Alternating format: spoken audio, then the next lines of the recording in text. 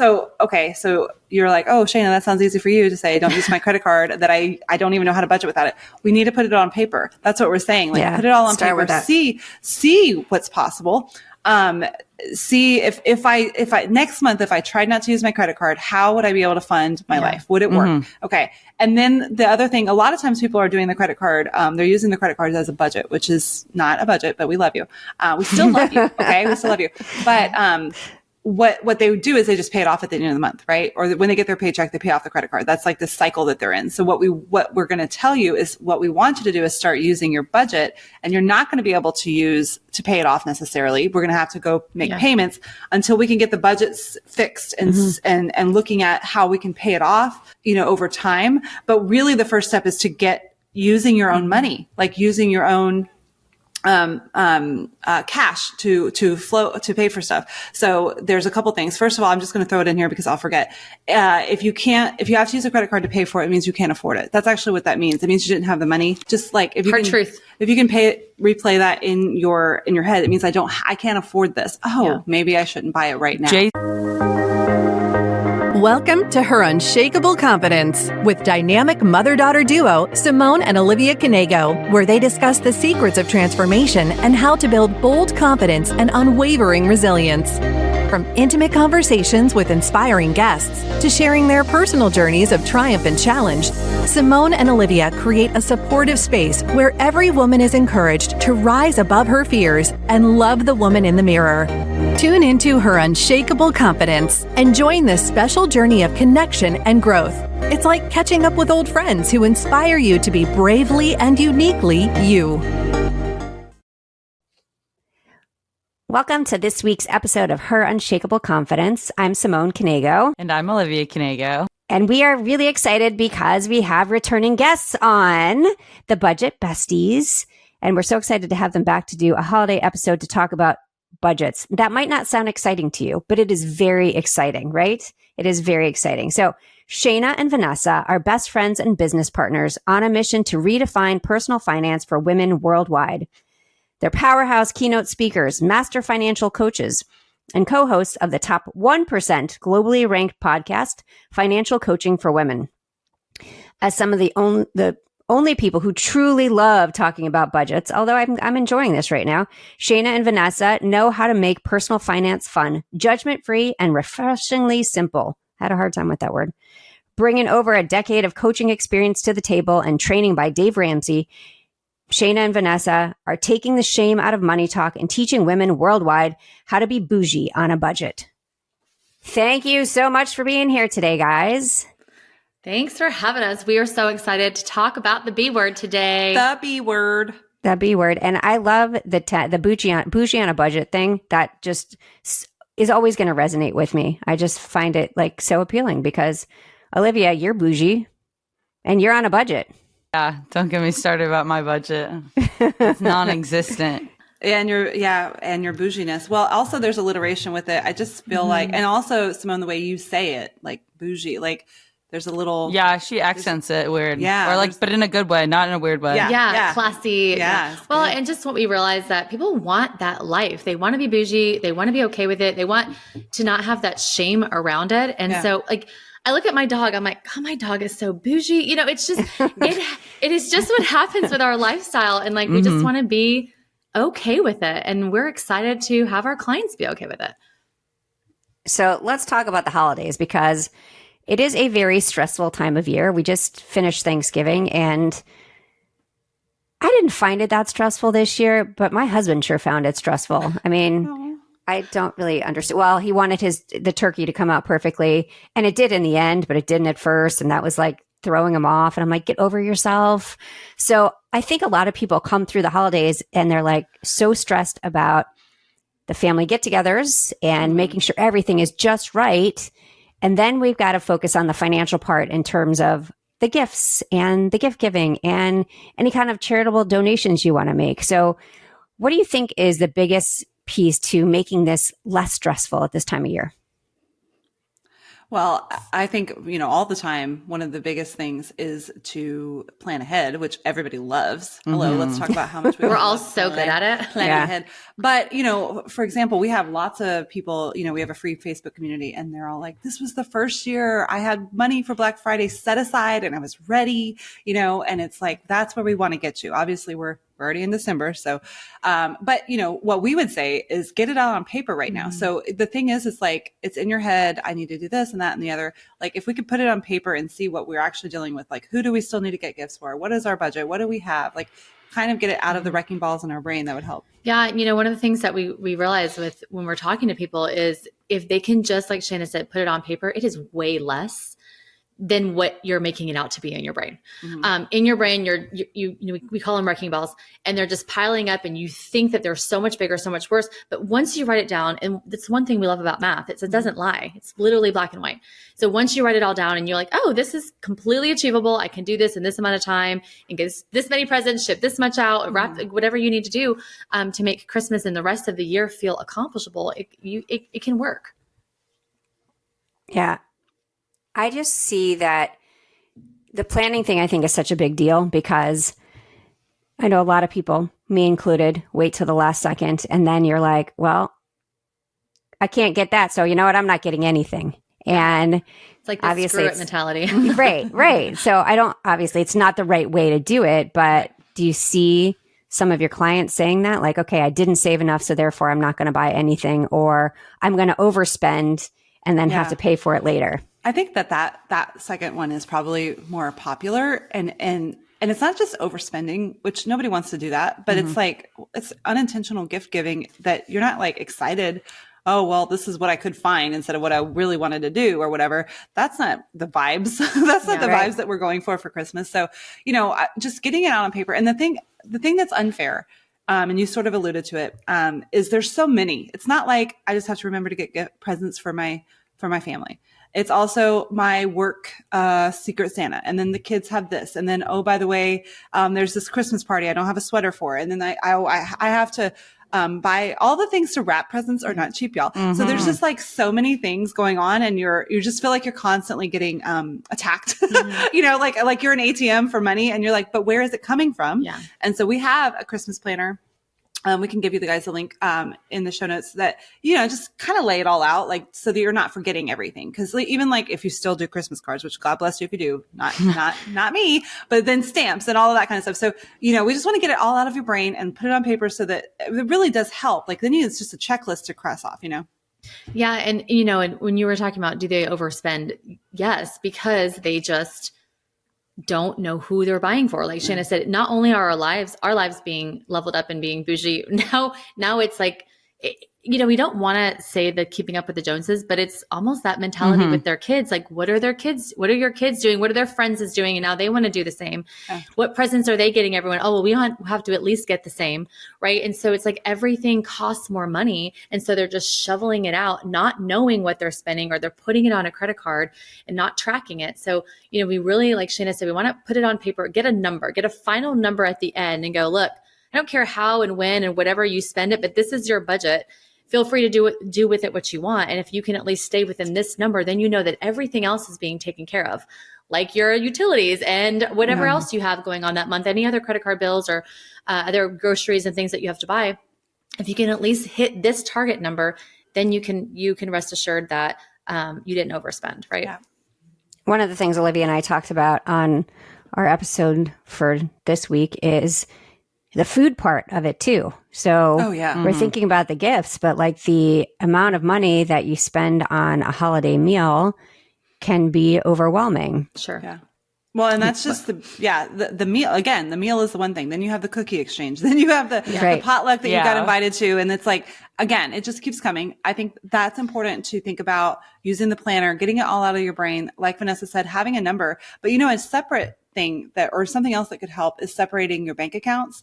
So we obviously teach that. Last time we talked about it on your podcast, but here, what if you have a separate bank account for your bills and a separate bank account for your spending? And you might even have a separate bank account for Christmas.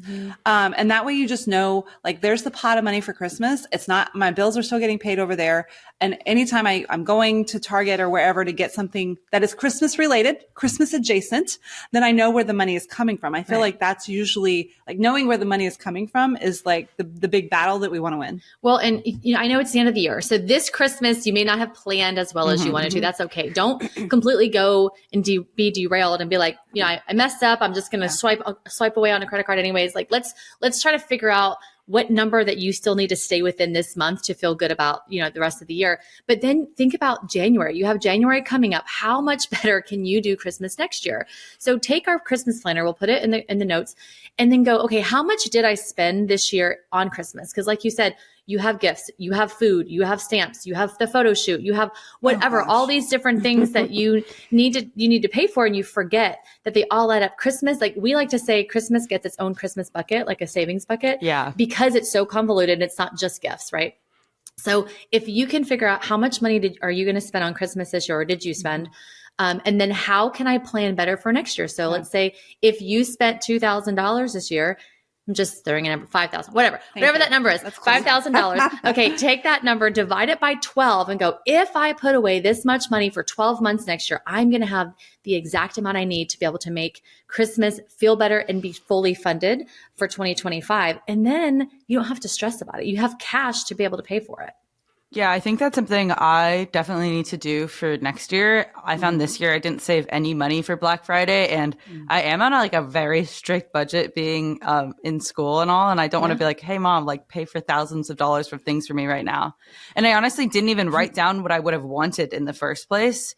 So I feel as though I let this major, sale event come and go without spending anything, because I was like, oh, I didn't set aside money and I didn't know what I was going to buy, but I just moved into a long-term apartment in the past 6 months. And I didn't even think about any of the needs I would do in that aspect. And I don't know. I feel like I missed out this year. Yeah. Well, that is so interesting you say that, because for the first time we had a client this year who set up a Black Friday savings bucket, which is different than a Christmas savings bucket. So just to go on this little tangent here, you could have gotten probably some things for your new home. Vanessa likes to get a lot of her supplements and, different stuff. Maybe your skincare stuff has a big sale or whatever. And it might be a great time of year to just grab, stock up, like how people go to Costco, your Black Friday, it might be like that. And so then, it's really good, whether it was one time, where you're moving in, or, it's just we're talking about hair care products or whatever. If you have a Black Friday, just knowing that I'm funding this. And then when the sale comes, if there are things because that's the thing that I learned about Black Friday. None of us are buying for other people. No, Black Friday. Normally on Black Friday is for us, which is totally fine, and it's a good deal usually. So we want to be able to do that. So definitely think about okay, if I could set it up, and Liv, you can do it right now. If you have a separate bank account, you can set up an automatic transfer starting January, however your money pay cycles, you can have it set up once, twice, whatever a month, even if it's a little bit, you guys, and just have it automatically going into that bank account that's labeled whatever you want to call it, something fun. And then it just starts in January. And if it's a little bit at first, that's better than nothing. It'll get you in the habit, and then you can take it from there. Because we like to say look, maybe $5,000 next year for Christmas is your goal. But what if you don't hit that? Don't feel like a failure. Something in that account is better than nothing, because having to figure out where $5,000 is going to come from in November, December, because people forget, and then oh, Black Friday's here. Oh, maybe I should be budgeting for Christmas, right? And then they try to figure it out in that month and a half time frame. But think about what if you had $2,000? What if you had $3,000 already in your account for Black Friday? Because like she said, I'm spending money on myself for Black Friday.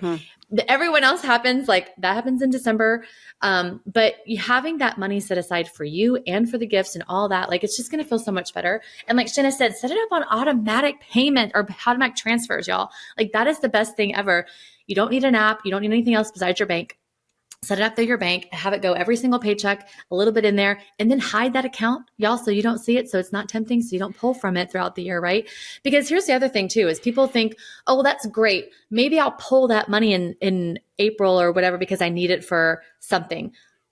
let's be real, Christmas is going to happen, right? Yeah. It's going to happen every year. It's not like I may need that money in Christmas. No, you're going to spend that money on Christmas next year. So let's try not to do that. Try to keep that money there. Try to keep it hidden so that way you don't spend it. So that way when that time comes and you do need it, you have the money available.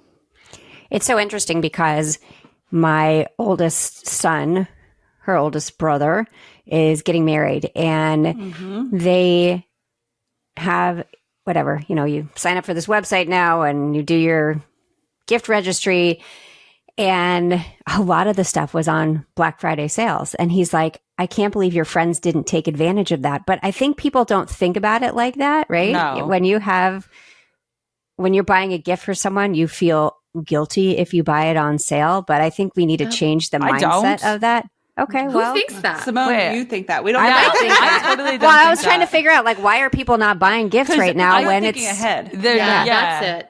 They think they have so much more time and to be able to plan for that they're not thinking about it right now. Also, and that's part of the system, and we can get more into our budget system, but we're usually living in the moment with our money, and there's no it's like I have to figure out how to afford this in the 5 minutes before I have to go buy it and get to the wedding, right? But if we can get to a place where they're we have a gifts account, which, obviously your son, it being your son would be different, but everybody else, you just throw a certain amount of money in there every month. And, you have birthdays, weddings, random baby shower, just whatever the random things are, you always have the money. And if you always have the money, and then you see that, then you can go ahead and purchase it when it makes the most sense. Yeah. But usually our budgets, we're like flying by the seat of our pants down to the last dollar, or we have no idea really what's going on. So we don't know. Right. And we don't want to look at the money or think about it. So we just push it off until we have to. Well, I remember a lady when I had a call with her, she said, well, I have my HOA dues that are coming up in 2 months. And then she was really stressed. It was like $800 or something. And I said, well, that's fine. We'll budget for that now. But what if we take that amount, divide it by 12? And so every single month you're putting a certain amount of money in your annual bill savings account. So that way, when it comes due next time, you already have it funded. That was completely mind blowing to her. She had no idea, that concept of saving ahead for those big annual bills or birthdays or anniversaries or things like that are coming up. That concept had never even crossed her mind. So when Shana says we're living in the moment with our money, that's what we're doing. We can't even think about what's happening in 2 or 3 months. I tell people, start planning for spring break now. Spring break is in March. It's literally coming up. So if you're planning on going on vacation, you're going to spend $5,000, $6,000, $7,000 wherever you're going. Those week-long Airbnbs that people are paying for, those are $5,000 a piece, right? You need to start that now, not in February. Don't think about that in March or February when that time comes. So it's just harder for people when they're not used to planning, they're not used to, really setting a budget, which is step number 1, and setting goals. So that way they can be able to fund that stuff that they want to do. Yeah. And I don't want to talk too much, but it is literally what I do. So, but the keep talking. I know. The thing is, we want you to think bigger with your money. That's really what we want. It's, we are usually avoiding it. We're usually, doing the bare minimum. And so because we're avoiding it, our heads in the sand or whatever, it's so funny. It's so weird. We spend everything, right? So you spend everything because you don't really know, or you don't care, or you don't want to know. So you feel better if you just spend, it makes you feel better, right? But if we actually go look at it on purpose and really pay attention, then this is how you become bougie on a budget. Or when you actually look at the math, you can see, I can totally afford my pumpkin spice lattes to get my nails done, get my favorite hair products, go on vacation, and I can afford it if I'm intentional. But the not looking makes us have these bad spending habits. What we've learned is even people who overspend, hello, guilty. Any people, even people who are like to get on Amazon and just go. Once they are intentional in looking at their money, they get more excited about saving up for spring break with the family, or having a home account live where they have a little budget every month and they can sort of furnish it and make it their own. They get more excited about that than they do spending money. But for some reason, this unknown, when I'm just sort of letting it kind of run itself and I'm not running it, then they just spend more, and that's why you have nothing to show for it, right? They make good money, but they have nothing to show for it. It's not because the income's bad. It's not because it's not even usually their bills are extraordinary. It's just, I'm just spending on a whim because I don't really know what's going on. So let's start there. So tips to help people really think about that. I mean, I know you have a whole process. We can talk about that a little bit, but just even if we bring it back to the holidays, like, how do you even start? Yeah.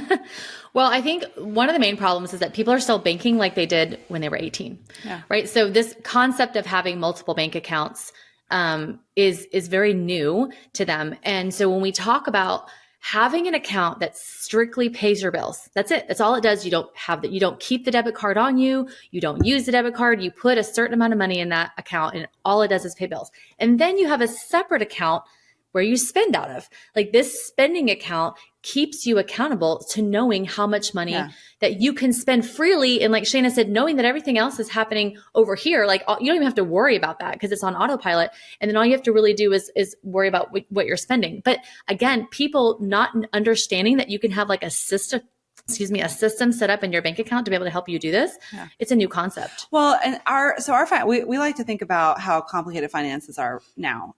If you go back a generation, like, you didn't have as many bills. There wasn't even internet or whatever, so right. You literally couldn't have as many bills. The savings plan was like a tin can or between the mattresses or whatever. Even a generation and a half ago, definitely a generation, like, they didn't even have credit cards. So, and digital banking, like, no. So a lot of us, things have gotten more complicated. And in order to keep up with that, we want you to use these tools to your advantage. That's why we're saying you can have more than one account. Imagine you have that account over there paying your bills and you just know that the bills are taken care of.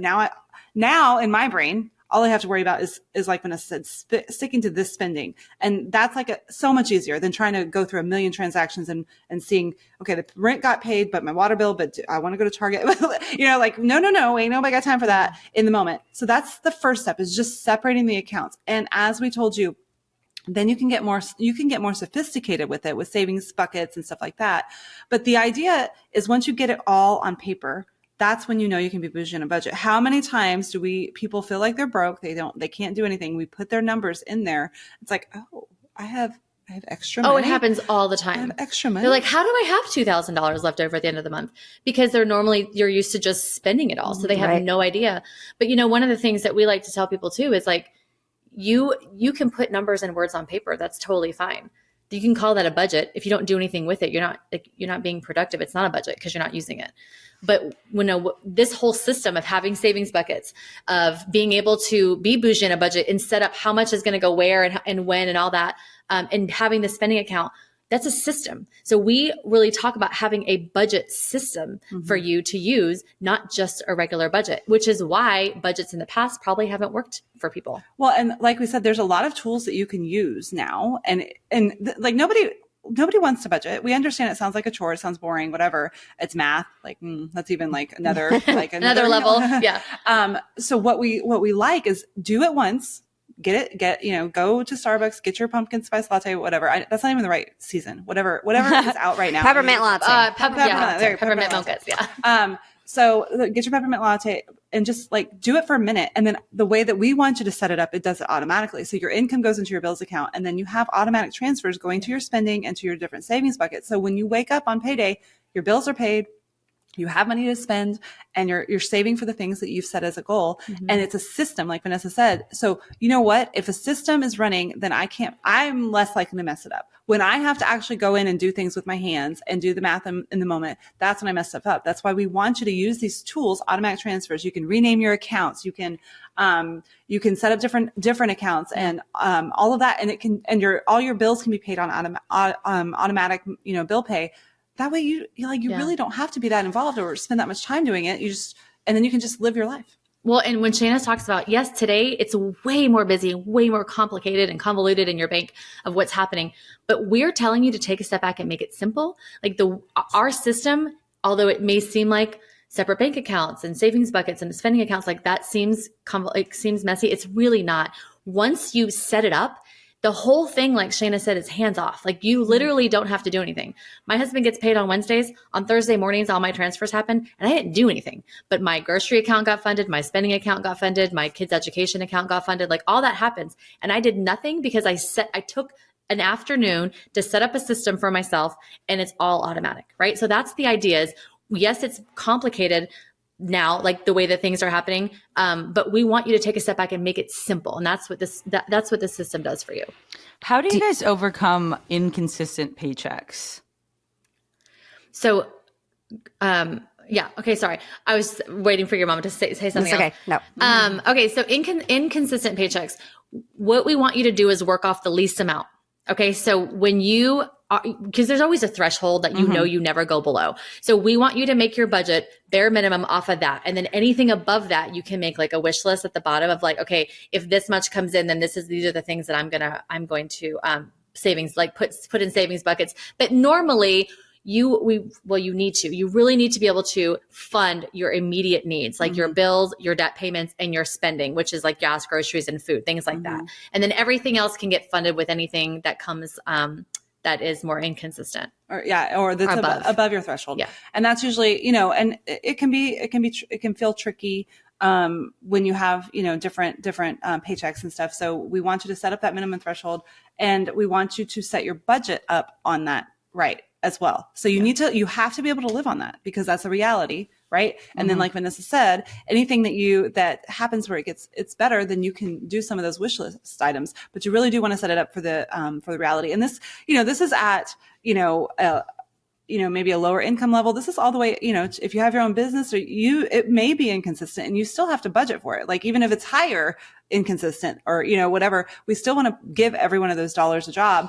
But what we always start with, and talking about like entrepreneurs, is what do you cost to live? Like, what is your bare minimum footprint, right? And we have to figure out a way to fund that. And then anything over and above that, then we can play with, a little bit more. When we're talking about like super inconsistent, like I had a lawn care company who was a client, and, they make so much money in the summer, and in the winter, it's like dead silent. So we actually in that situation set up like a holding account where he funded his life through the summer, no different than he would in the winter, but he had all his extra money sitting there to be able to fund his winter, right? Does that make sense? So in extreme circumstances, that's kind of what you're doing if you're an entrepreneur, but otherwise you really need to be able to fund your life off of that bare minimum threshold when you have inconsistent paychecks. And I mean, college students can be very similar. And so we don't have college students, but we have, we had the one. We don't personally. Oh, I'm sorry. Not yet. Yeah. Our kids are only 16. But similarly, they can make more money in the summer. Yeah. And so the idea is like, if I'm making more money in the summer, then I can keep that back to fund my life during the fall or when I have less time to work or whatever. So you can still do that the same way as the lawn care. We're just like, here's my monthly stipend. I pay myself out of this bucket that I made during summer. That's really kind of the dream if I could do that when I'm in college. Right. But then it can get more sophisticated, but you need to know what your bare minimum footprint is. And then when you want, and this happens all the time. Okay. Well, that's great that you want to go to vacation. Now you're going to have to find a way to make the money. Like, and while that seems harsh, but it's like, okay, I have an actual number goal. Like I know if I want to do this thing, this is what I have to do. It's a finite thing. Maybe I'm going to get a part-time job for a month or two or whatever. And then I can do that, or I can sell a bunch of stuff on Craigslist or wow. Craigslist, she just aged us. Oh, bless it. I don't even think I've ever sold anything on Craigslist. God bless, I'm old. Okay, it's fine. I'm not that old. Okay. I can sell it on Marketplace. Yes, is that better? Marketplace. Okay, that's better. Anyway, and so I have clients that do that, just like to pull some extra money for a goal that they have, right? So you can use that to fund it. But I always think it's nice to know the number and know that I have control to hit that number. Right. Are you, in terms of the bank accounts that you recommend, do you recommend interest-bearing accounts for the stuff that you're saving, like when you're having like a gift account or stuff like that? Or is it all just general checking accounts? No, absolutely not. So there are a couple banks that have really great high interest savings accounts. Like their regular savings accounts are high interest. So like SoFi does that, and so does Ally. Those are really great banks to have that. But no, so the idea is you have savings accounts for these savings buckets, like Christmas, vehicle maintenance, birthdays, or like gifts, right? And then like vacation. And the idea is that you're putting the money in there every single month. And then when you go to spend the money, you transfer into your spending account, and then you spend the money, which is your spending account is obviously a checking account because you have a debit card attached to that. Yeah. So you were going to want to have, your checking account for bills and spending minimum. And then your other ones, if it's something you're saving for, it's really cool. It's called a savings account. And to your point, now they have high interest, high yield savings accounts. They actually now have high yield or checking accounts. So, for sure. Like, and this is the point. We want again, like so it depends on what level you're at, but we have clients that are putting, tens of thousands of dollars in their different savings buckets each month, depending on what they're saving for. Why would that money, our children are putting their savings in high yield savings money. Like, why would you not be making a couple dollars or $10 or whatever? I actually have people in my law school class putting their student loans into the savings account because they can make money off of it, and you're allowed to do it. Yep. Yeah. Wow. So what they get the loans, they put it in the savings account, it makes money, and then they pay the payments off for school as they monthly. come? Yeah, as they come. And you're making money off of it, and you're allowed to do it. The federal government and they're hasn't making said more anything. money. No. Oh my goodness. Okay, my brain more, is not necessarily more. So you're just, I guess I'm just like interested what the interest rate is when they're pulling that money out. Because if their interest rate on paying, because it's deferred. Yeah. Right? Yeah. Okay. Interesting. Yeah, well, student loans is a whole nother conversation. But I think high yields are great. I think people need to utilize them more. That's just a game that people need to be careful. Yeah. Oh, for sure. I don't think I would recommend maybe doing that with your student loans because I don't want to interfere in that aspect, but people my age need to understand the importance of high yields, even if it's that 3-month summer job you did. Yep. Well, whatever money's left over, that could be your beginning of spring break. Oh, for every age. Yeah. Like we said, I have a 9-year-old and she has a high yield savings account. Yeah. So, but I think what's cool about your generation is they're very, very credit card shy. Mm-hmm. So that's great. So let's keep that because keep that going. Keep that going for you guys. And student loans, don't get us started on those, but it is what it is. But what we want you to think about is the concept of being your own bank. That's where this all comes back to. So if I'm setting all this money aside in these high yield savings accounts, eventually I'm going to have a higher emergency fund, right? And if something happens, like were we just talking about, who was just talking about $13,000? Oh, our assistant, she was saying they had a plumbing issue and it cost $13,000 to fix. And so eventually you want to be your own bank. Like if you just have the money in that high yield and it's some of it has to be liquid. Like obviously you want to have investments, right? But you need to have it so you can get to it. It might as well be making you money, but also I'm going to borrow money from myself, not a credit card. Right. Like sometimes people push back. Well, what happens if my pet, blah, blah, blah, or whatever. You have enough money in the bank to be your own bank. Mm-hmm. You're asking yourself for permission to borrow money, not someone else, not my favorite thing to do. You're asking yourself, and that's what we want for you. And obviously high yield savings accounts are a really good way to do that. I have a client, he was super big on credit card points, right?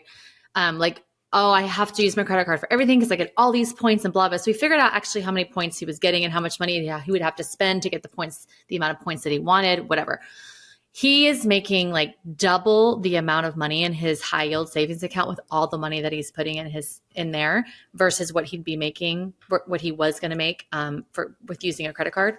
And so now it's a fun game. Every single month she goes and takes all the money that was made on her interest, like in the interest for all the savings buckets.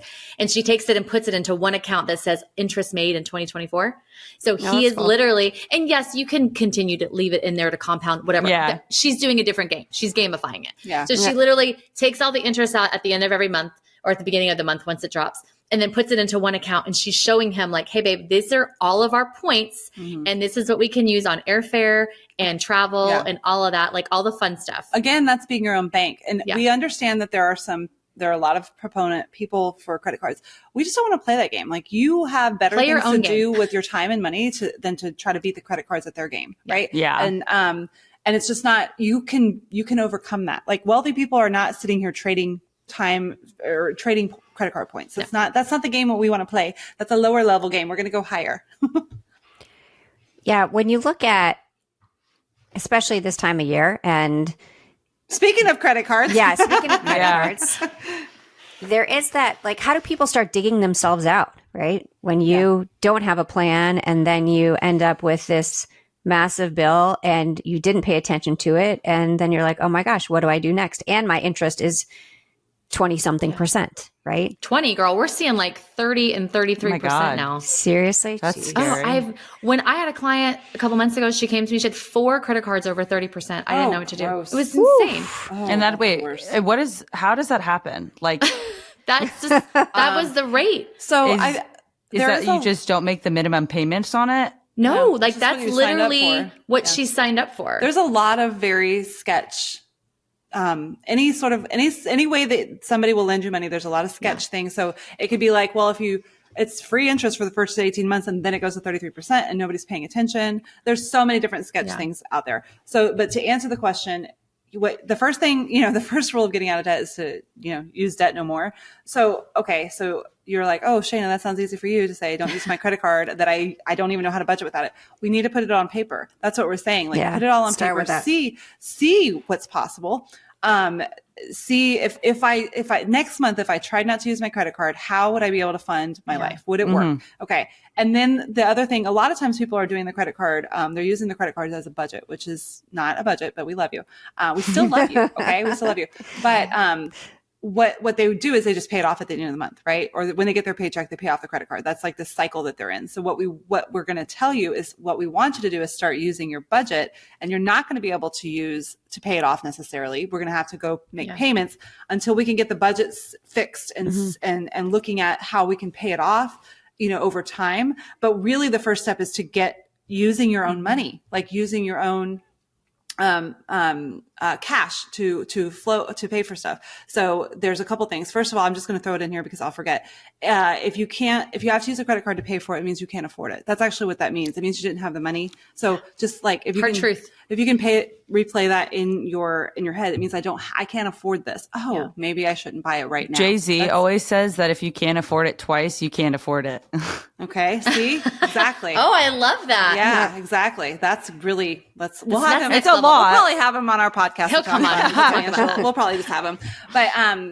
But yeah, so we just want you to wean yourself off the credit card and just, again, this next level of being your own bank, being bougie on a budget, like owning your finances. That's what we want for you. Okay. Yeah. And when you're sitting there racking things up in the month and then paying it off, you're an entire month behind with cash. It's true. Like literally, we have people who can't, like I had a lady, I love her so much. She's so sweet. She's a new client, but she spent literally all her money in the beginning of the month and then didn't pay her mortgage. So like she still had her mortgage payment due on the 15th of the month and she couldn't pay it because she blew all her money because we were trying to get her a paycheck ahead. And we got her a paycheck ahead. But the problem was that she was not used to having all this cash.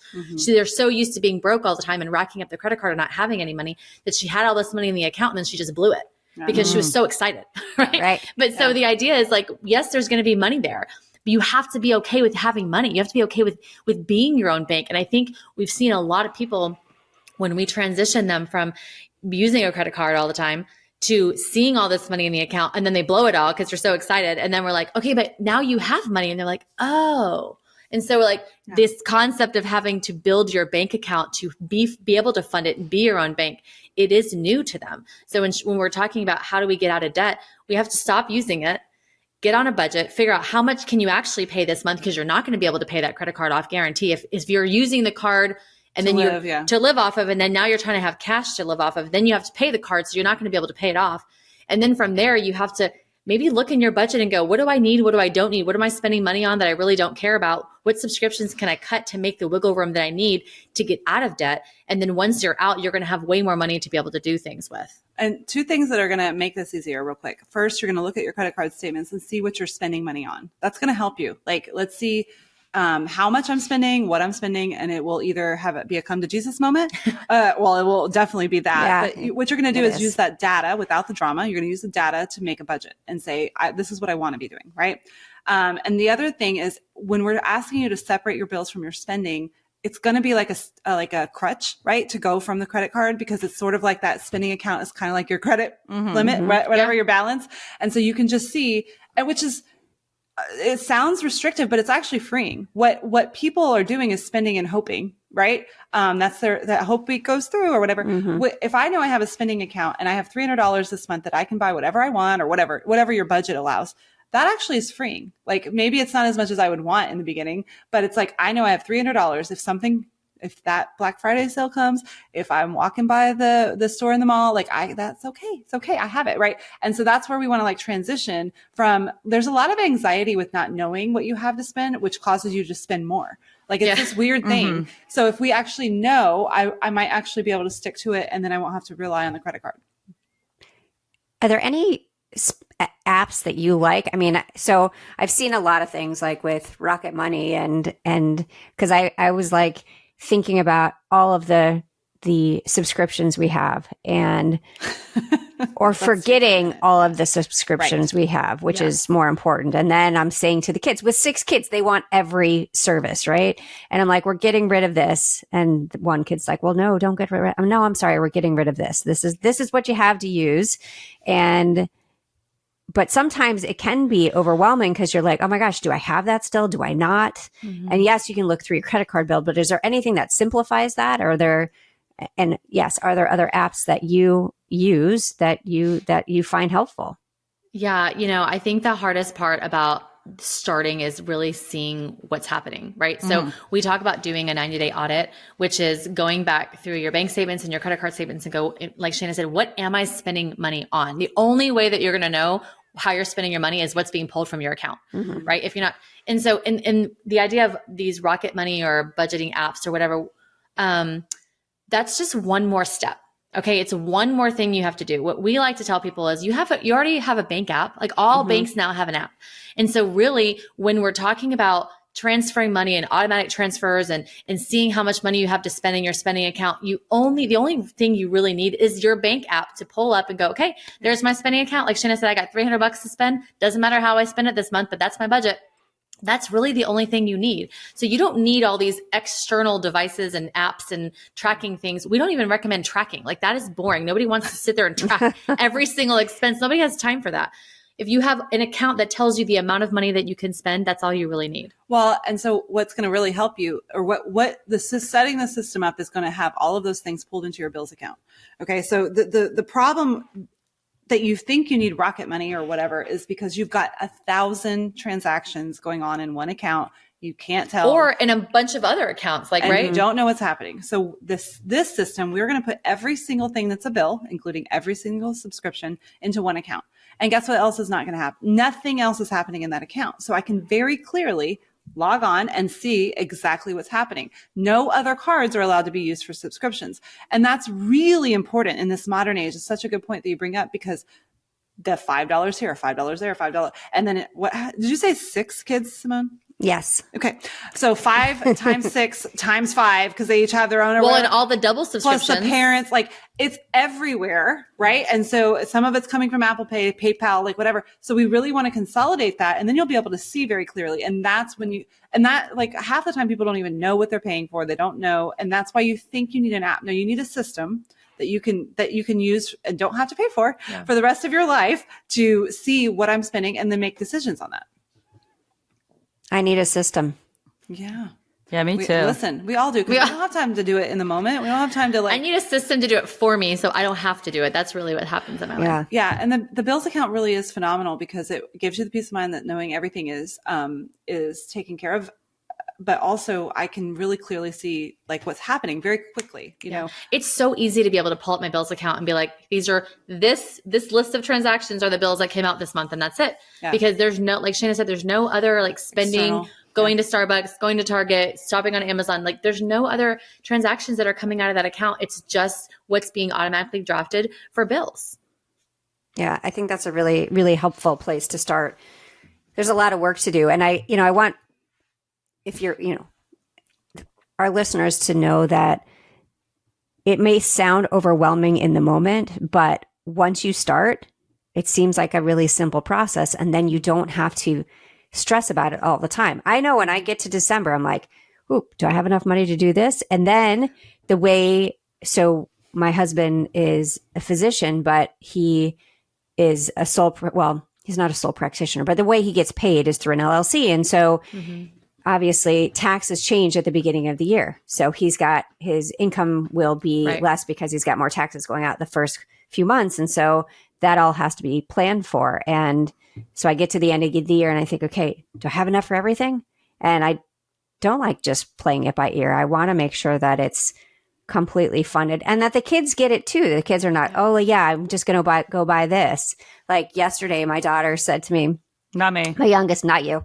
My youngest daughter said, hey, so I want to go buy this. I'm almost out of my body soap. And I said, okay, great. I said, well, this is the one that you use. It's going to be on Cyber Monday, buy one, get one half off. And she's like, well, I just want to go to the store and get it. And I said, well, I'm not paying for that. Like if you can buy one, get one half off tomorrow and you don't need it today, why are we going to do that? She's like, okay, fine, whatever. But it's getting them young to understand the value of money. And I think that a lot of us have struggled with that with our kids because everything is instant gratification and it's so easy to buy things. There's, I see my son ordering games, right? It's just, you can do it like that. You don't have to go to a store. You don't have to do anything. And I think it just makes it so much easier to spend money, which is not teaching them the value of money.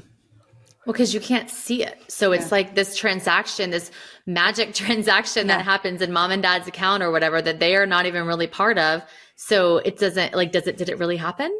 Yeah. Right. So it's kind of scary when there's no emotion or understanding attached to it. Yeah. And again, it's another problem of the modern digital age. So, some solutions and listen, I don't think we've budgeted this way for someone with 6 kids, but one solution that people do have is they get their kids an account, or, back in the day, it would be like, give them an allowance, right? Give them 50, an envelope, however much. And this is how much I think my allowance when I was a kid was like $3 a week, right? That wouldn't even get you one drink at Starbucks now. So whatever. So obviously things have changed, but whatever your quote unquote allowance, and I wouldn't even call it that, but whatever the budget is for them, because you're going to spend money on each kid every month, but they can have a budget. And so what we've seen is, instead of it used to be given them a one monthly budget cash amount, they have an account. And again, that automatically funds funds their account. They can see, how much money they have. Maybe they have $50, and then they have to manage that. They can decide, I want to go, skating with my friends or whatever, different age levels here, right? Or whatever. But kids can be on a budget too. And again, really important for them to learn how to manage money as well, because again, like you guys said, it's like ethereal thing. It's like money is everywhere, I think. I don't know. I've never actually seen any money. So, so we want to rein that in, because we, fortunately, you guys, are in a different situation, but we've seen so many times they go to college and they just don't know, and they get taken advantage of with different credit card offers, student loans offers, and then they're already saddled with problems from the beginning, which is not fair. That's not fun. You don't need to be 21 or 22 with a whole bunch of debt around, like a noose around your neck. So we want to teach them young as much as we can. Well, and we want to bring them in on the conversation. So yes, teach them young, but what does that mean? Show them a budget. Make them a budget, right? Tell them and explain to them what your family goals are and what you guys have going on, and why we're not going to go to the store and blow $100 at Target today, or why we're getting this shampoo, buy one, get one half off, versus spending the full amount because of the instant gratification. Why is it that we're doing things a little differently, and how it's going to be able to fund y'all's future, their future, your future. I think that too it allows for some buy-in on their end. So when you can bring them in on the conversation and they know, and they're in on it, they're excited about it, they're more likely to be on board. You know what I mean? Does that help? Yeah, absolutely. That's what I actually was just talking to her about, is that, okay, this is what we're going to be putting into your account, and you'll be able to figure out what to do with it from there. And when it's gone at the end of the month, it's gone.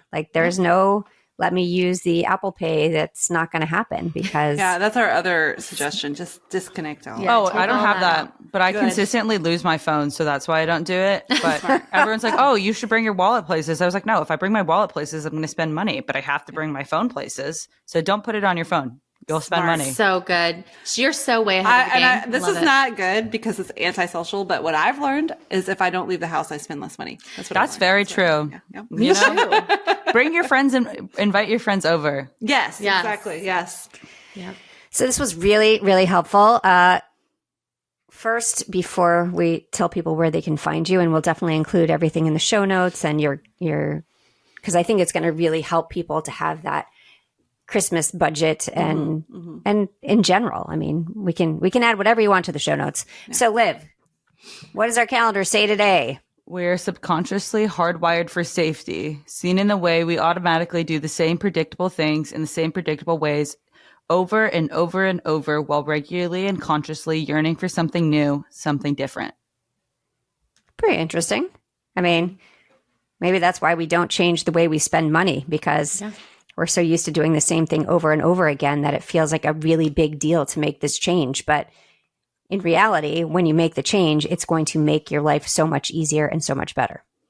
Yeah. And honestly, the number one reason that we want you to set the system up is to feel that safety and security. The feeling of knowing that you have money for all the things that you want and knowing where it's coming from, that is, that's priceless. Okay. Yeah. It's priceless. And what you feel now is the opposite of that, but you are, just repeating those habits because that's who we are, but you're not feeling that security because you don't know. And so get it set in place. And when your tire goes out, you have money. When somebody surprises you with a birthday party, you have the money to go get it, and you don't ever have to worry about it again. Well, and you don't know what you don't know, and don't be ashamed for that. But now that you've heard a new system, maybe you're intrigued, you want to go find more. Yeah, you heard a new idea. Let's dig into that. You have no idea how many of our people have told us, like, I could not do anything different now that I've done this. Yeah. But they didn't know about this until they heard about it, right? And then they did it. Like for me, we've been doing this system for so long for ourselves. I could not imagine a different way of me having to actually pay myself and make transfers and figure out, like, no, it's all done for me, and it has been for years. And I love that. Yeah. But again, this whole comfort zone things, right? Change happens outside your comfort zone. So we need to be able to get out of that and activate the change that you want. Like Shana said, you may think that you're feeling secure, but you're not, because you're just scared. Yeah, absolutely. This has been awesome. Thank you so much. Please tell us where we can find you.